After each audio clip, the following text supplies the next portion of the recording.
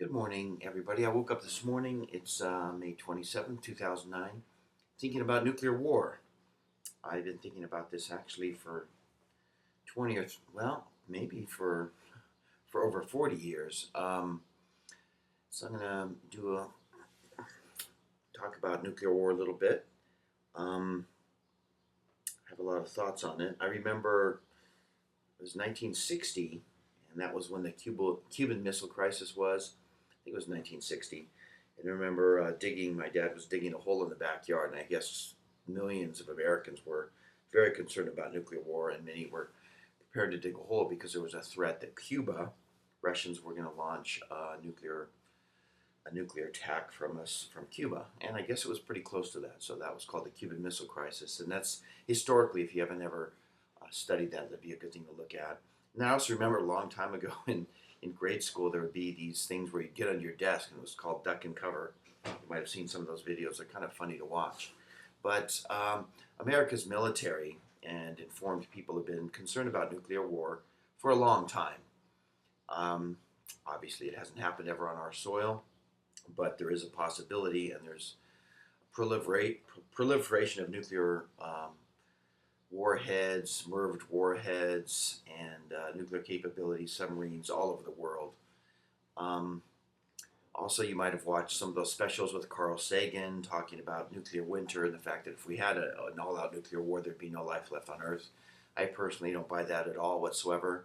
I think that nuclear war would be limited, and compared to acts of God like volcanoes or meteors, it's actually relatively not nearly as big of a deal. So I plan on surviving a nuclear war, and frankly, that's one of the reasons. Many years ago, I left California because I think there are certain targets that the Russians or the Chinese or whoever would hit. It's on, it's their fixed targets, and I think there's over 100 and I studied this years ago, so I don't know if it's current information, but over 100 main targets here in the United States that they would aim at on their first strike, and there would probably be several volleys of this. So it's not, once again, I believe intelligent life considers the alternatives and the probabilities. And so Drudge Report, you might want to check that out today. North Korea threatens military strike, abandons the 1953 armistice with the South. Russia fears conflict could go nuclear. Now, Russia is not a lightweight. Actually, they have more nuclear warhead material and nuclear warheads than the United States. And so Russia being concerned about it should concern anybody that wants to be up to date on international affairs. Just also looking here, this is an aside, little inside the video. IRS tax revenues plunged 34%. Well, what is that going to do to the deficit? It is going to balloon it. So the deficit will be bigger. Right now they're saying 1.8, maybe 2 trillion. It could even be bigger than that. And then underneath that, Drudge is refreshing right now that China is warning the Fed about printing too much money. So we have a very interesting international state of affairs. The nuclear possibility of nuclear war, which I think is a very high probability, and actually I think it's a certainty at some point in the not too distant future, that will affect your living situation and your survival within minutes. And it'll make an economic collapse or fiscal and a monetary collapse look like not that big of a deal. Nuclear war will, probably there would be an EMP pulse which would knock out all electronic devices, knock out gas pumps, so your cars and things like that, unless you have a tank of gas, would be out of kilter right away, and all cars after 1978, if they're exposed to the EMP pulse, will be useless, and so you'll just see old cars driving around for the ones that do have gas in them. It's kind of just some of those interesting details and relevant that if we do have a nuclear strike here in the United States, we would be dealing with. I think at some point we will, and that's why, the book, it's on my DVD, but also, it's an older book, but it talks about expedient shelters. I mean, there's all kinds of things, like if you're standing on the ground and a nuclear warhead hits, like if one landed up at up in Salt Lake City or something, and you're standing on cement, it would actually shatter your ankle bones just from the shock on the ground. So, I've considered that. So if you have a bomb shelter, you want to be in like a suspended chair so that you don't have your ankle shattered when the blast goes through the ground. So there's things like that to be prepared for. There's a lot of things, but that's one book, and there's other books on it. Books you can get at Amazon and other places. Um, Mark Skousen wrote this great book, Strategic Relocation, which talks about safe places. Yep, it's great. Has fallout patterns, all kinds of things. So, besides all the other things that we consider that are rational people that think about survival beyond this Pollyanna fairy tale economy that's crashing pretty quick, their location is definitely an important thing to consider. Sprouting, great survival source of vitamin C, and I was looking at How to Live Through Famine and Crockett's Victory Garden. Obviously, your gardens aren't going to be too useful if you get fallout on them. And, pretty much if you can stay out of the fallout for 2 weeks, you're going to be, you'll be one of the survivors and will be rebuilding the system.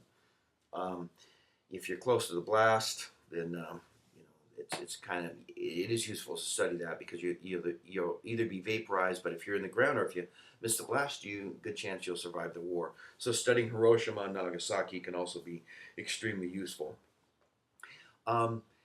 Once again, to me, it's rational behavior. It's intelligent to consider this possibility. And frankly, right now, with it being in the news, it's a good time to check it out. North Korea, sure, it's somewhat of a threat, but the huge deal would be nuclear exchanges involving China, Russia, and the United States. Because if that happens, and you might have seen those specials, on PBS or the channels, whether it's Montana or wherever they are, those silos where, there's two people that have to pull the switch, turn the key, and launch with the launch codes and all that. All this stuff is real, and the military is concerned about it every day. And obviously the President of the United States, the Commander-in-Chief, he has to make these decisions within minutes if there's a nuclear strike against the United States or its interests. So I woke up thinking about nuclear war, obviously because of what's going on with North Korea and that, and then, obviously the Middle East. One time I was in Israel. In fact, I was thinking about a trip to Israel and a trip to Europe.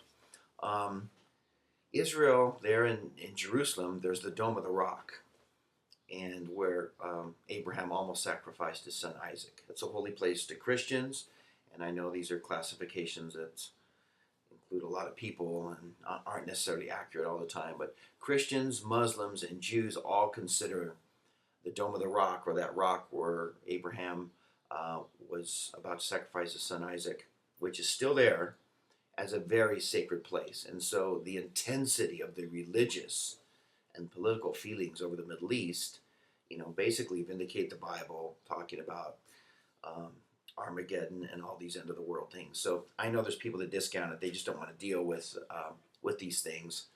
And that's their prerogative. But once again, the integration of scientific knowledge, of spiritual knowledge, of political and macroeconomic factors that are affecting the world, to me, is intelligent, because if you truly love people, you want them to be prepared so that the people that are left over, because there'll be a lot of people that are going to get liquidated, that's just going to happen, can restart and have this fantastic society. And I fully expect to participate in it. And it's kind of exciting. I'll be excited when there's not heavy taxation and there's a free society once again here in the United States, and frankly all over the world. Meanwhile, we're going to have to put up with some pretty intense environmental factors in the short run. So God bless all. Keep preparing, but consider the whole nuclear war thing, because